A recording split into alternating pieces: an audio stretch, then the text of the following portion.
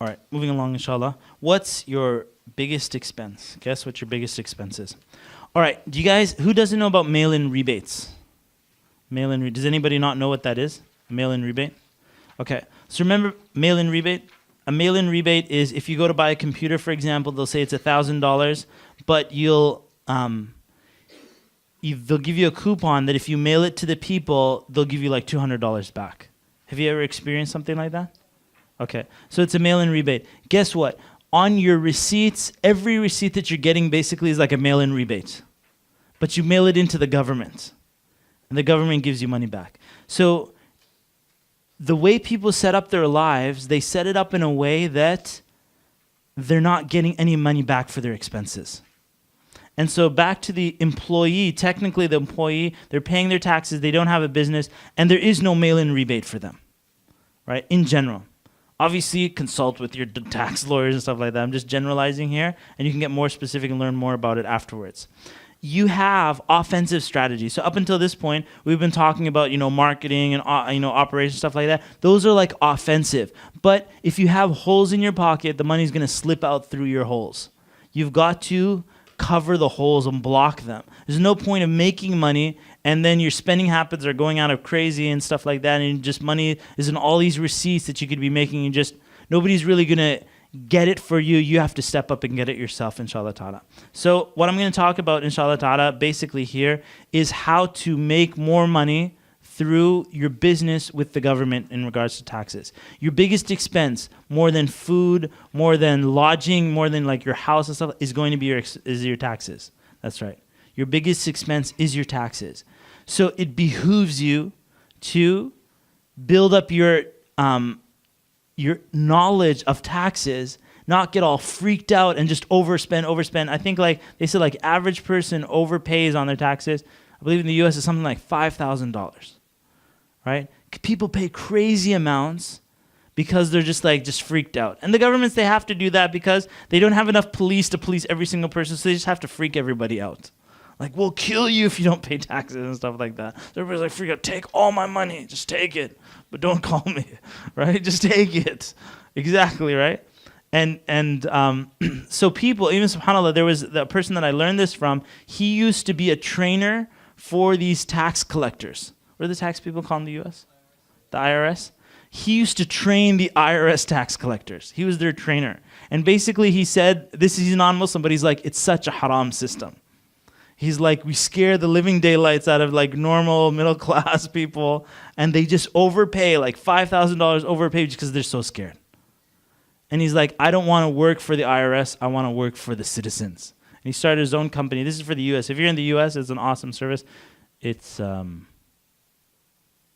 Tax Reduction Institute is the name of his website and his company. Tax Reduction Institute if you're in the US. And that's where I first learned this information from. And I found equivalents in Canada, and I'm sure in any country that you're dealing with, you can find equivalents that will tell you those specific laws. Sandy, I think Botkin. Last name is Botkin, B-O-T-K-N. Again, that's U.S. It's not Canadian laws. And in Canada's law, he has something for Canada, but if you just go into a bookstore and look up the tax saving, there's one, it's like 15 things, the revenue agency doesn't want you to know. And it has a guy, like a Canadian citizen, shaking him upside down and pulling his feet. And that's an excellent starter book. Then you can go into more advanced books. Things, though, I'm just giving you a general idea of if you did have a home business, the reason the government gives you tax savings on your business is because a business makes money, and what will they do with that money? They will tax it. You will hire people, and they will tax them. And you will make money, and they will tax it. So they need you to be successful in your business, because in the long run, they will benefit from that. So they will give you savings. They will give you basically mail-in rebates for your receipts that you start collecting, and they do this so that you can start being successful in your business, and then they'll tax it from another direction. So it's like carrot and a stick. Anytime you're getting a carrot from the government, it's because they know they're leading you in a direction that's going to make more money for them, right? So might as well just enjoy the carrot while you're at it. Inshallah ta'ala. Okay, so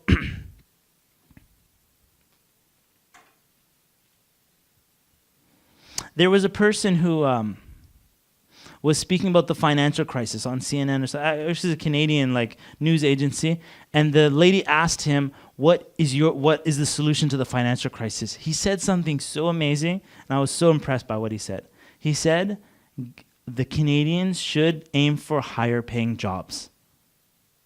I'm like, wow, that was so brilliant what he just said there. Canadians should aim for higher paying jobs. Because technically people aim low. They aim for the low paying jobs, and you will be crushed by China on those low paying jobs. Manufacturing will leave, all the low paying jobs, basically they're swamped under there. And so what people need to do is aim higher. Higher paying jobs, more technical skills, they're built up their skills, stuff like that. And the higher brackets, the government thrives because they're taxing the people like crazy. This person is making more money. They have now technology that, can move the country forward and stuff like that. It's such an amazing thing.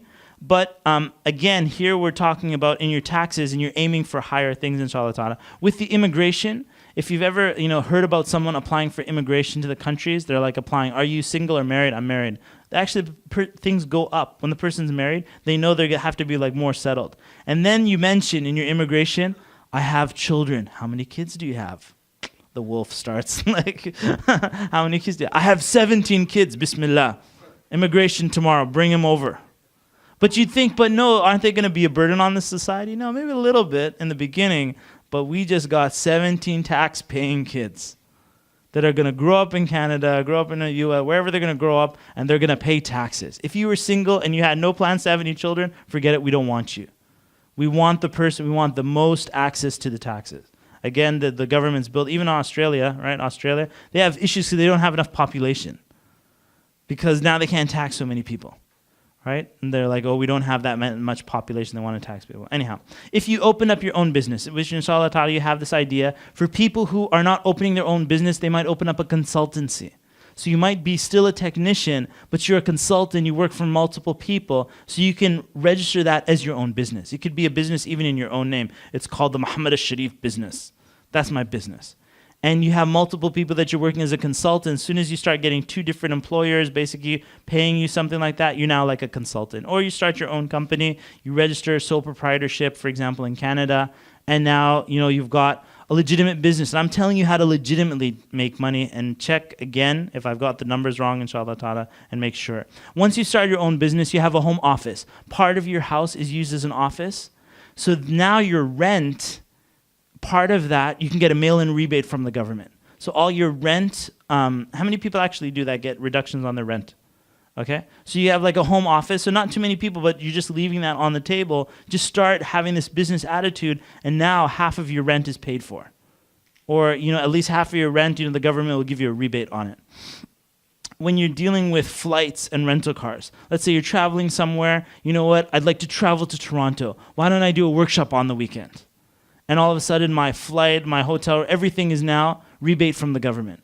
Am I doing business? Yeah, I'm doing business. I really am. It's not like a fake. You're just putting things together. In fact, I knew someone that was teaching us about this tax strategies. When he does a seminar, he does it on a cruise. So people can enjoy the cruise, and a couple of days during the cruise, he does like some lectures and workshops. It's their vacation that's tax deductible. Half of the price is paid for by like the government, stuff like that, right?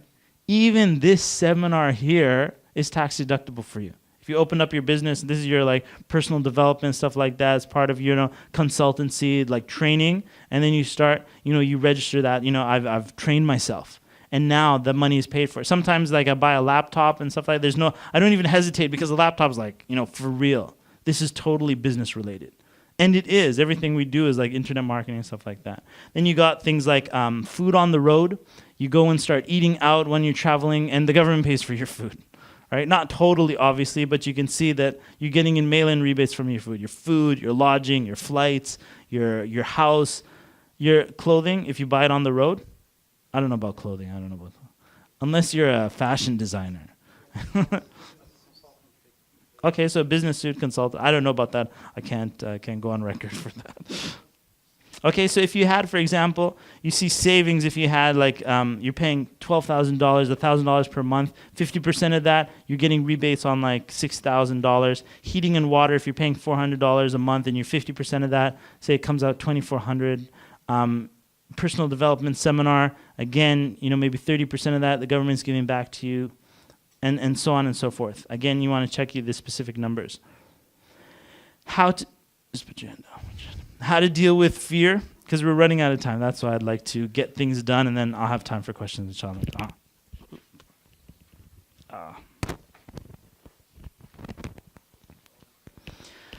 What you need to do is start collecting your receipts, okay?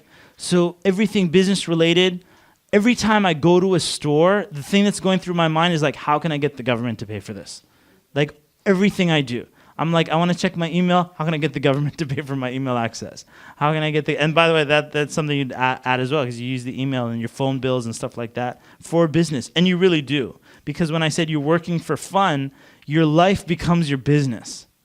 And it really is. So there's nothing faking here, and you actually are going to make money, inshallah ta'ala. The government is very happy to give you these rebates. So and you don't have to be taxed more than what you owe. So collecting your receipts, in the worst case scenario, you put all your receipts together in a big bucket or a big portfolio or something like that. And at the end of the year, when it comes time to filing your taxes, you set an appointment with a tax specialist or so on, and then you basically take all your taxes like a deck of cards, and you're like, okay, this is food on the road. This is, maybe there could possibly be better ways of you organizing it, but this is the worst case scenario. You've put everything into a bucket and you haven't looked at it for an entire year. You come at the end of the year, you start separating out the receipts. These ones are done on the road. These food on the road. This is bills that for gas when you're driving from one place to the other to conduct business. You've put it there. These are all my heating bills. These are all my rental payments and so on. You've put it all together, and then you just pull out a calculator or you put out a spreadsheet. This is the total for this. This is the total. You got maybe 12 columns. 12 different things. You go to your tax specialist, here are all the totals. And they say, thank you. They plug in all the totals within 1 hour. They just say, here's your money back, right? And you might still pay taxes, by the way. The way that I'm talking about here, you'll still pay taxes after that, but you'll save many thousands of dollars, inshallah ta'ala. I hope and pray for you that you pay lots of taxes. Tens of thousands of dollars in taxes, inshallah ta'ala. Don't fear it. It's just part of living in countries like this. And the fact that you pay taxes, it's only going to be a small percentage, inshallah ta'ala, if you play it right. Might come out to, after you've done everything, might only come out to 15% of your total income, right?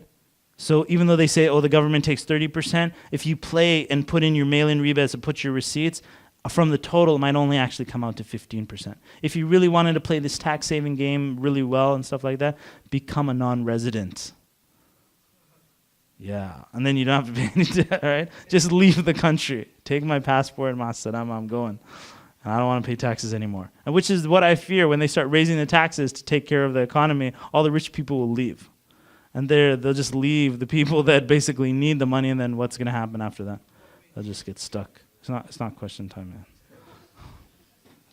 Okay, here's a joke. Here's a joke. You're going to the border. And this person says to you, what was the purpose of your journey? Was it business or pleasure? This is what you never say. This is what you should never say. Business is my pleasure.